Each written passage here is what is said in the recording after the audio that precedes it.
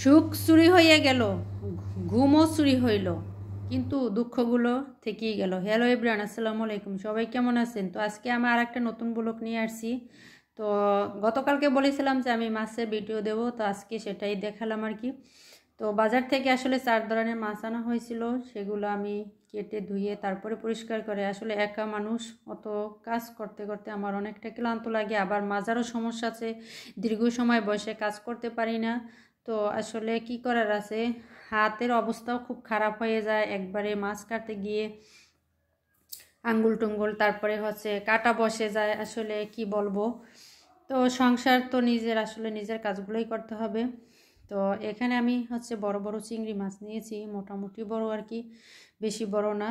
তো এগুলা দিয়ে আমি আজকে লাউ চিংড়ি রান্না করব। তো আমার ভিডিওটা ধৈর্য সহকারে সবাই দেখবেন, আর প্লিজ সাথে থাকবেন। যারা ফেসবুক পেজ থেকে দেখবেন তারা ফলো দিবেন, আর বিশেষ করে যারা ইউটিউব থেকে দেখবেন তারা প্লিজ সাবস্ক্রাইব করবেন। তো এখানে আমি একটা কচি লাউ নিয়েছি, লাউটা একবারই কচি কিন্তু, আর আমি ছোলাটা পাতলা করে ফেলেছি। অনেকে আবার এই লাউ ছোলা কিন্তু আবার ভাজিও করে, তা আমি এত কচি দেখে লাউটা একবারে পাতলা করে ছোলা ফেলাইছি, তারপরে রান্না করেছি। খুবই মজার হয়েছিল খেতে, অনেকটা মজা হয়েছিল, কি আর বলবো।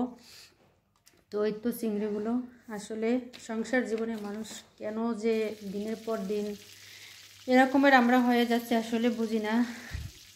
কিছু কিছু মৃত্যু মানুষের দেহের হয়, কিন্তু মৃত্যু স্বপ্নের হয় না, ইচ্ছেটা হয় আসলে। কিন্তু নিজের ওপরে ভরসা রাখতে হবে, আর আমাদের একমাত্র সৃষ্টিকর্তার ওপরও ভরসা রাখতে হবে। তিনি আমাদের যা করেন সেটাই মেনে নিতে হবে। তো এই তো 4 ধরনের মাছ আনেছি, পোমা মাছ, চিংড়ি মাছ, ছোটো চিংড়ি একবারে গুঁড়া চিংড়ি, তারপরে কাতল মাছ, আর দুইটা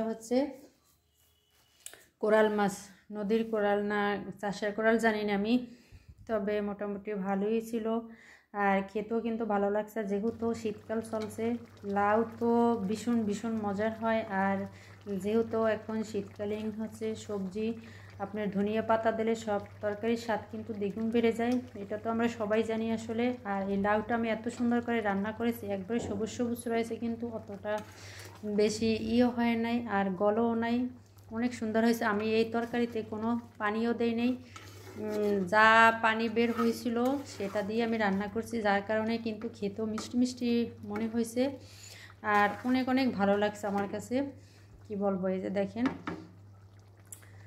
তো আসলে সংসারে এমন একটা পরিস্থিতি পরিবেশ তৈরি হয়েছে, কি বলবো। তো আসলে মুখ বুজে সহ্য করে থাকে সংসার জীবন, তাহলেই কিন্তু টিকে থাকে, ভালো থাকে। আর যদি আপনি কোনো কথা বলেন, তাহলে আপনাকে খারাপ হতে হবে, আসলে এটাই আমি দেখছি বাস্তবতা।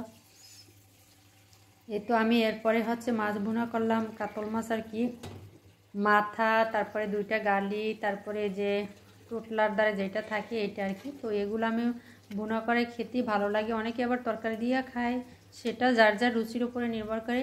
তো আমি আসলে ভিডিও দেওয়ার কারণে কিছু কিছু লোক আমাকে কমেন্ট করেছে যে আমার নাকি তরকারিতে তৈল কম দেয়। আসলে তৈল কম যেতটুকু পরিমাণ হয় দরকার সেতটুকুই কিন্তু দেই, আসলে আমি এর বেশি দেই না। কারণ আসলে অতিরিক্ত তেল খাওয়া কিন্তু ভালোও না, স্বাস্থ্যের জন্য কিন্তু ক্ষতিকারক। আর বিশেষ করে আপনার সয়াবিন তেলটা তো অনেক ক্ষতি করে, যদি কেউ সরিষার তেল খান সেক্ষেত্রে কিন্তু অনেক ভালো। আর আমরাও সরিষার তেল খাই কিন্তু মোটামুটি আর কি, গ্যাস কম করে, এরকমেরই। তো আসলে আজকের ভিডিওটা কেমন হলো সবাই বলবেন কিন্তু, আর আপনাদের অপেক্ষায় থাকবো। আর এই তো রান্না শেষ করে এরপরে আমি চুলাটা একটু মুছে নিয়েছি, রান্নাঘরটা অনেকটা নোংরা হয়ে যায়, তেল চারধারে পড়ে, তারপরে যে মশলা কষানোর সময় চারধারে সিটি অনেক কিছু নোংরা হয়ে যায়। আর আমার পাকঘরটা এত ছোট যে আমি কোথায় মালামাল রাখি আর পাতিলহাঁড়ি কোথায় রাখি, একবারে খুবই কষ্ট হয় কাজ করতে গিয়ে আর কি। তো এরপরে আমি এই যে বেসিনের মধ্যে কিছু পাতিলহাঁড়ি আছে, এগুলো আমি আর কি পরিষ্কার করব। তো সবগুলো আসলে দেখানো সম্ভব না। তো এরপরে আমার ফাইনাল লুক, আমার এই যে তরকারি রেডি হয়ে গেছে কিন্তু, মাশাল্লাহ খেতেও মজা হয়েছিল, আর অনেক অনেক ভালো হয়েছিল। তো সবার সুস্বাস্থ্য কামনা করে বিদায় নিচ্ছি। আল্লাহ হাফেজ, ভালো থাকবে।